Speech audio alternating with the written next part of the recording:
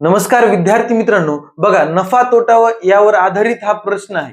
काय म्हणते प्रश्न बघा, एक वस्तू 400 रुपयाला विकल्यावर 20% तोटा होतो. 30% नफा मिळविण्यासाठी ती वस्तू आणखी किती रक्कम घेऊन विकावी? म्हणजे काय म्हणते, 20% तोटा होतो त्याला. मित्रांनो, 20% तोटा म्हणजे काय असते? ती वस्तू 80%ला विकली. तोटा म्हणजे कमी. खरेदी किंमत किती असते? 100% असते. तोटा म्हणल्यावर कमी करणार म्हणजे किती झाली? 80% झाली त्याची विक्री किंमत. बरोबर आहे. पण गणितात किती दिली? 80% म्हणजे 400 रुपये. बरोबर का? मग आता ते काय म्हणतंय, या 400 रुपयावर आणखी किती रुपये वाढवावे म्हणजे त्याला 30% नफा होईल. बरोबर का? म्हणजे 400 रुपयात आणखी किती रुपये आगाऊ घ्यायचे त्यानं, तर त्याला 30% नफा होईल.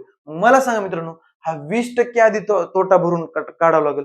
पुन्हा त्याच्यामध्ये काय 30% नफा मिसळावा लागेल. मग हे 20% आणि हे 30% किती झाले? 50%. मग हे 50% रुपये त्याला आणखी वाढवावे लागतील. म्हणजेच आपल्याला 50% ची व्हॅल्यू काढायची. बघा, 80% म्हणजे 400, तर 50% म्हणजे किती?